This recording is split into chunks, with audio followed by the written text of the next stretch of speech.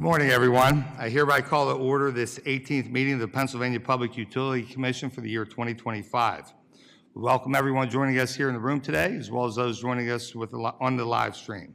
Please stand for the Pledge of Allegiance.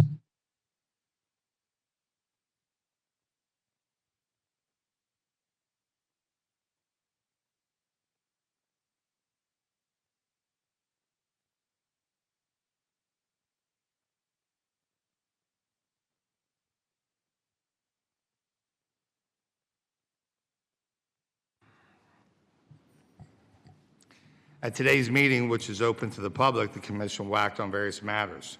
Since adequate forums have been made available for public participation in cases before the Commission, there is no opportunity for the public to address the Commission at this public meeting. The public meeting motions, statements, and video will be available on the Commission's website later today. The first matter on this morning's agenda is the approval of the minutes of the meeting of August 28th, 2025. I would like to recognize Commissioner Coleman as the editor of the minutes. Commissioner Coleman. Thank you, Chairman. I have reviewed the minutes of the August 28, 2025 public meeting, and I move they be approved as submitted. You've heard the motion by Commissioner Coleman. Is there a second? Second. Seconded by Commissioner Zerfas. Any discussion? Hearing none, all those in favor, please say aye. Aye. Aye.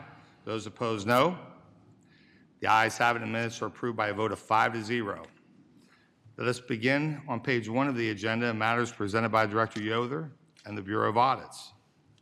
I move that the Commission adopt the management efficiency investigation of First Energy Pennsylvania Electric Company and release the report to the public. Is there a second? Second. Seconded by Vice Chair Barrow. Any discussion?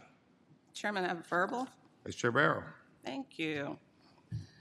So the Bureau of Audits completed a management efficiency investigation of the First Energy PA companies. And the scope of the investigation was an examination of First Energy PA's progress in implementing 15 of 27 original recommendations from the Focus Management and Operations Audit of June 22. Audits finds that First Energy implemented 7 of 15 prior recommendations and has taken some action on the remaining 8. And staff made 15 follow-up recommendations. We have First Energy's implementation plan indicating acceptance of all of those 15 follow-up recommendations, and they've stated they plan to complete the majority of their work by the end of 2025. Of concern to me is the need for recommendations regarding disclosing and explaining increases in operating costs attributed to the fallout from executive misconduct in Ohio, as well as the need for clarification regarding follow-through on changes to corporate governance also stemming from the misconduct in Ohio. As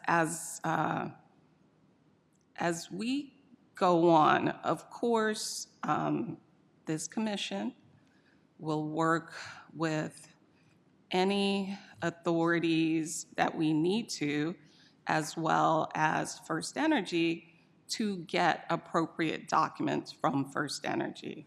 I'm not speaking for the commission, I'm just speaking in general as to what we can do.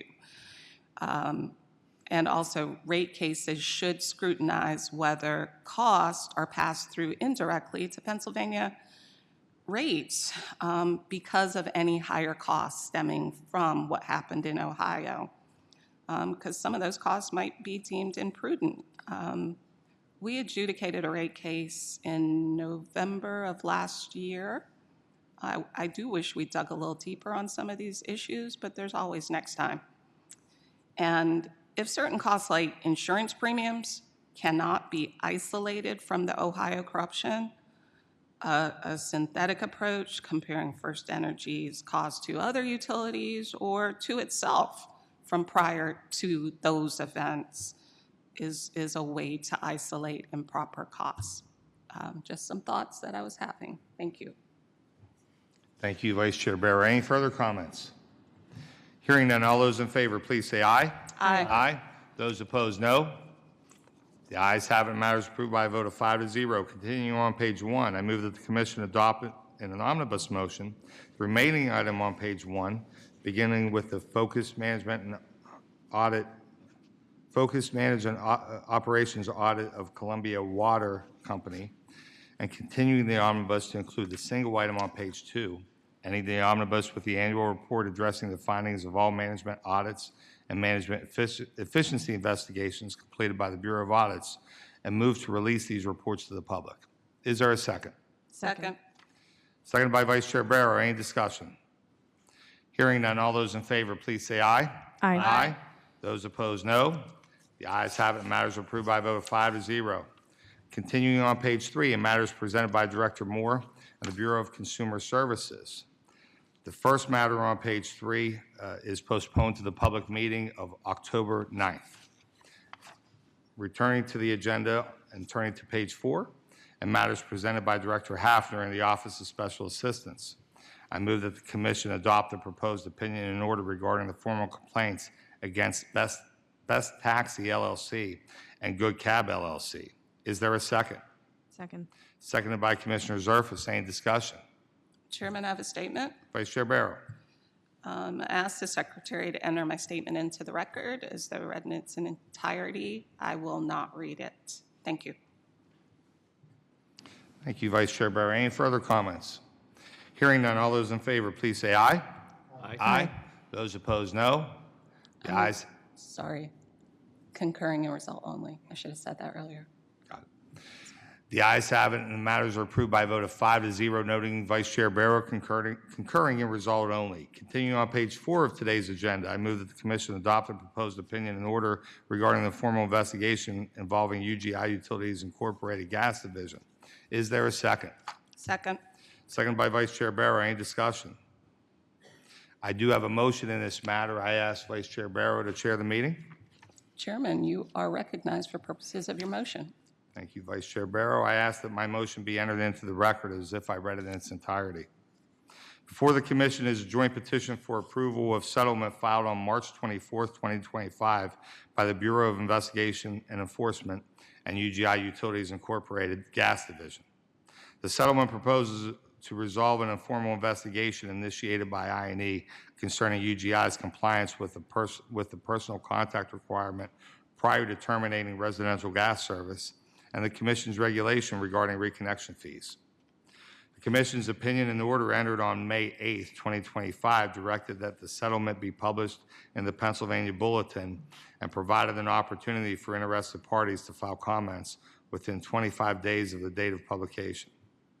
The settlement was published in the May 24, 2025 edition of the Pennsylvania Bulletin. The Commission received comments from the Coalition of Affordable Utility Services and Energy Efficiency in Pennsylvania, or COSPA, on June 17, 2025, and the Office of Consumer Advocate, or OCA, on June 18, 2025. I&E filed reply comments on July 3, 2025, and UGI filed reply comments on July 22, 2025. Although reply comments were not expressly permitted by the Commission's May 8, 2025 opinion and order, the Commission has routinely considered replies to comments on settlement agreements in informal investigation proceedings. Reply comments allow the parties to a settlement agreement to respond to assertions made in comments and serve to balance the interests of all parties involved. Reply comments also aid in the development of a fuller record, which assists in determining whether a settlement is in the public interest. Therefore, both I&E and UGI's reply comments should be considered in the evaluation of whether the proposed settlement in this matter is in the public interest.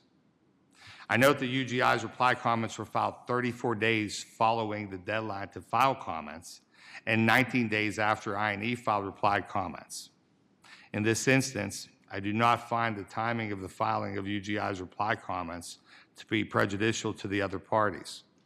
Despite the Commission's practice of routinely accepting reply comments in informal investigation proceedings, No clear process was outlined to the parties for the filing of reply comments, such as establishing a filing deadline. Moreover, UGI's reply comments were limited to responding to the comments of Cost PA and OCA, and do not unfairly prejudice I&E because they do not respond to I&E's reply comments.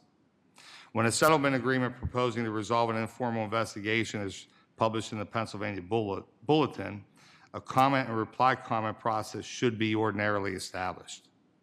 Outlining such a process would afford certainty to the signatories of a settlement agreement that reply comments are permitted and would set forth clear expectations, like filing deadlines. Nevertheless, after review of the comments and reply comments filed in this matter, I believe that the current record is insufficient and lacks important factual details that are necessary in determining whether the settlement is in the public interest. Appended to this motion is a list of questions, which I will not read today, that I&E and UGI should address in supplemental statements in support and/or stipulated facts. This proceeding should be staged so that the questions raised in the appendix can be addressed by I&E and UGI. Therefore, I move that 1, the reply comments of the Bureau of Investigation Enforcement filed on July 3rd, 2025, and the reply comments of UGI Incorporated Gas Division filed on July 22nd, 2025 in this proceeding are accepted for consideration.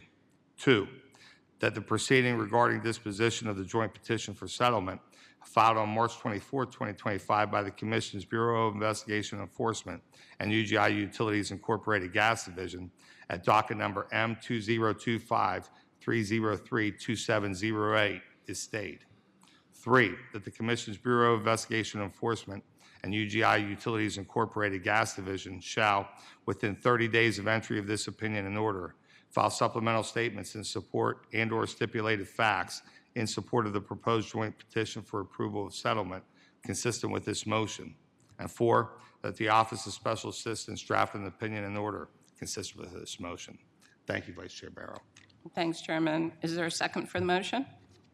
Second. Second by Commissioner Surface. Any discussion on the motion? I do have a conflict statement, which I ask be entered into the record as though read in its entirety. I will not read it. Any further discussion? All right, hearing none. All those in favor of the motion say aye. Aye. Aye. Aye. On final adoption, is there any objection using previous roll call vote? Hearing none, the recommendation is adopted as amended by the motion by a vote of 5-0, noting my conflict statement. Thank you. Thank you, Vice Chair Barrow. Turning to page 5 of today's agenda, I move that the Commission adopt the proposed opinion and order regarding the formal complaint of Michael and Mary Wershner versus the Pennsylvania American Water Company. Is there a second? Second. Seconded by Vice Chair Barrow. Any discussion? I do have some comments in this matter. Before the Commission is the initial decision and exceptions thereto in the complaint filed by Michael and Mary Wershner against the Pennsylvania American Water Company. I support the initial decision and the denial of the exceptions for the reasons outlined in the proposed opinion and order. Nonetheless, I take this opportunity to highlight the customer service issues raised from the case. The record in this proceeding indicates that the complainants contacted PAWC on August 17, 2023 to report that the water coming from their taps appeared to be yellowish and included sediment. PAWC responded, sending employees to the complainant's neighborhood to flush 2 hydrants. However, PAWC did not contact the Weishners to inform them of these actions taken. On August 21st, 2023, the Weishners reached back out to PAWC to complain that they had not received any follow-up from their August 17th call. Here, from the distribution operations perspective, PAWC properly and adequately responded to the customer. However, from a customer communications point of view, I think PAWC could have done a better job by proactively reaching out to the complainants and letting them know what actions they took in response to the complainant's contact. The relationships between regulated utilities foster with their customers are just as important as the maintenance and care utilities apply to their assets. I ask all utilities to continually strive for enhancement in their customer communications. I firmly believe this can facilitate more amicable relationships with their customers for the betterment of the entire regulated community. Any further comments? Mr. Chairman, I would like to associate myself with your comments. Thank you, Commissioner Zerfus. Any further comments? Hearing none, all those in favor, please say aye. Aye. Those opposed, no. The ayes have it, and the matter is approved by a vote of 5-0. Continuing on page 5 of today's agenda, I move that the Commission adopt an omnibus motion, beginning with the remaining item on page 5 regarding the formal complaint of Dontissa Wilmer versus Pico Energy Company Electric, and continuing the omnibus to include both items on page 6, both items on page 7, and both items on page 8, ending the omnibus with a petition for reconsideration filed by Golden Barrel Group, LLC. Is there a second? Second. Second by Vice Chair Barrow. Any discussion? Hearing none, all those in favor, please say aye. Aye. Aye. Those opposed, no. The ayes have it, and the matter is approved by a vote of 5-0. Turning to page 9 of today's agenda, matters presented by Director Diskin and the Bureau of Technical Utility Services. I move that the Commission adopt the proposed order regarding the petition of UGI Utilities Incorporated Electric Division. Is there a second? Second. Seconded by Commissioner Zerfus. Any discussion? I do have a statement in this matter. I ask my statement be entered into the record as though I read it in its entirety. Before the Commission is the petition of UGI Utilities Incorporated Electric Division to modify its current long-term infrastructure improvement plan, or LTIP. The company's LTIP commenced on October 1st, 2022, and expires on September 30th, 2027. UGI seeks approval for this modification as qualified under the Commission's LTIP regulations at 52 PA Code, Section 121, in order to revise its total projected capital spending from $50.6 million to $73.1 million. The company's updated cost projections indicate that the majority of this modification is necessary to accommodate increased cost projections in the circuit improvement projects category. This category of capital investments is projected to increase approximately 159% from $13.2 million to $34.3 million over the course of the life of the LTIP, or by $21.1 million. The company submits that it is experiencing a dramatic increase in facility upgrades and replacements associated with pole attachments, make-ready work required primarily to support broadband expansion. This petition sheds light on the nexus between electric utilities and broadband expansion that I envision will continue to grow in significance. In fact, the issue of EDCs recovering appropriate pole attachment fees was a key topic in the first energy audit that we just voted on earlier today. This month, the Pennsylvania Broadband Development Authority allocated nearly $800 million in grants to expand high-speed internet access, pending final federal approval. This rollout will surely involve an increase in broadband service providers attaching assets to electric distribution company facilities. The circumstances here draw my attention to affordability, an area of paramount importance for utility customers. The Commission strongly encourages the deployment of broadband services throughout Pennsylvania.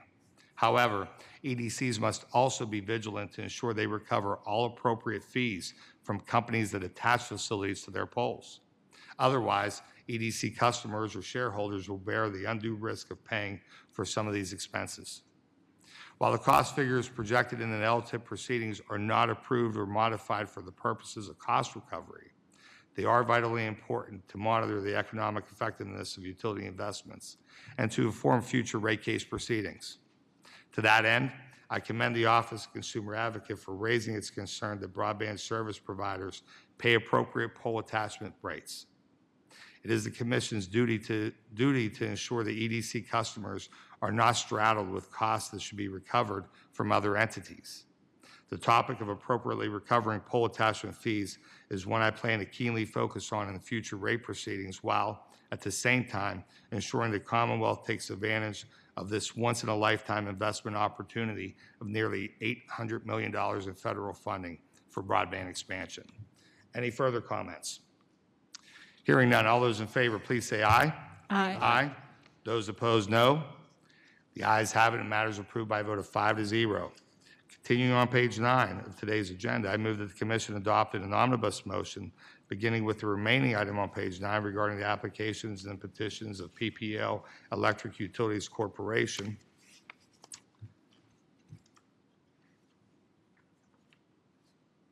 and continue the omnibus to include both items on page 10, both items on page 11, both items on page 12, both items on page 13, and the single item on page 14, ending the omnibus with the proposal to select the administrator for the Alternative Energy Portfolio Standards Program. Is there a second? Second. Seconded by Vice Chair Barrow. Any discussion? Hearing none. All those in favor, please say aye. Aye. Those opposed, no. The ayes have it, and matters are approved by a vote of 5-0. Turning to page 15 of today's agenda, and matters presented by Chief ALJ Rainey in the Office of Administrative Law Judge.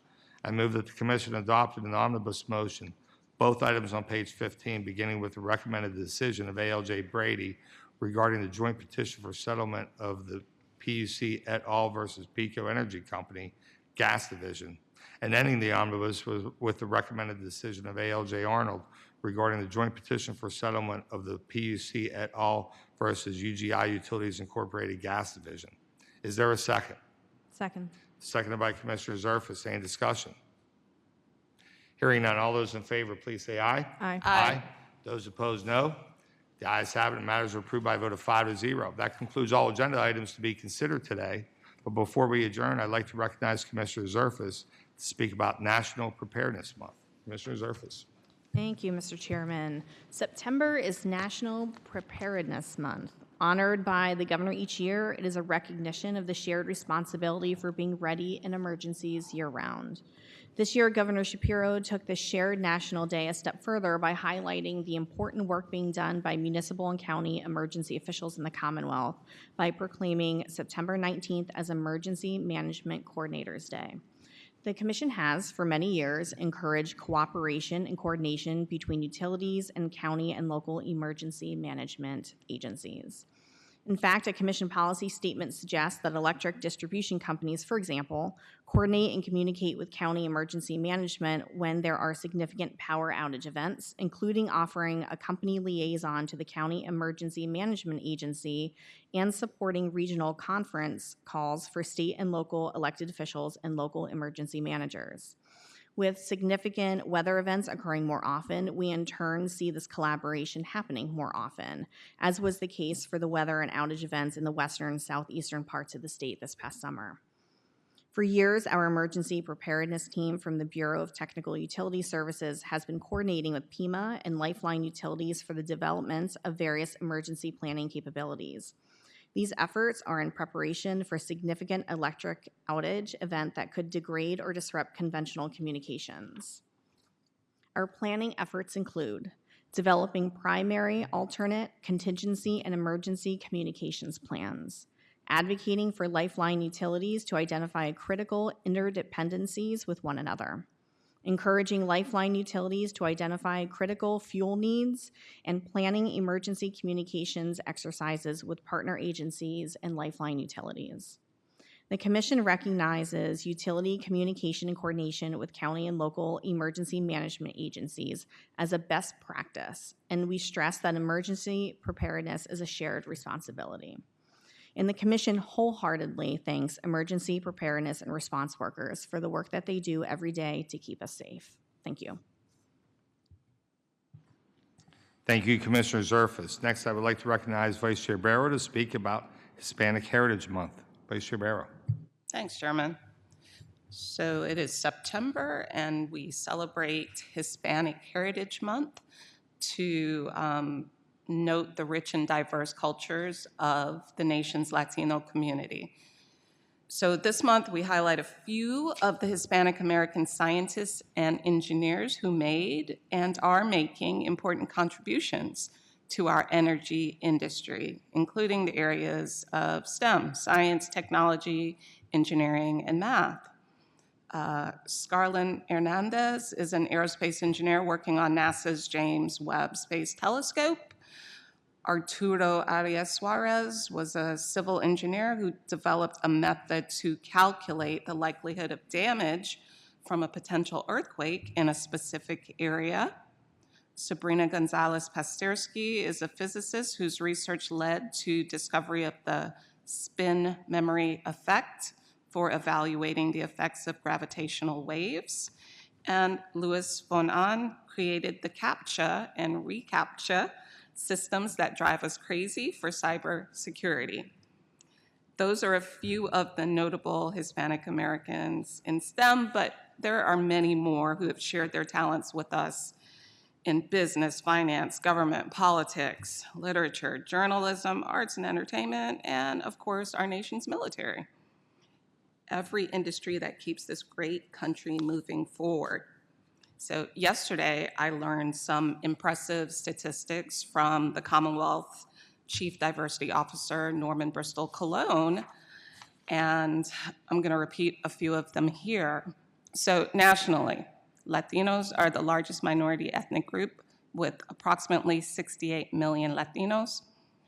That's 19.5% of the US population. They are 25% of young Americans 18 and younger. And by 2029, the US Latino economy is projected to become the 4th largest globally, reaching $5.7 trillion. That's the second fastest growing economy in the world, only second to China. Behind all this economic growth, increased productivity linked to educational attainment, workforce participation, and population growth. So back to our STEM-supported and utility industries. US Latinos have the highest increase in undergraduate engineer student enrollment rates, surpassing the growth rates of everyone else.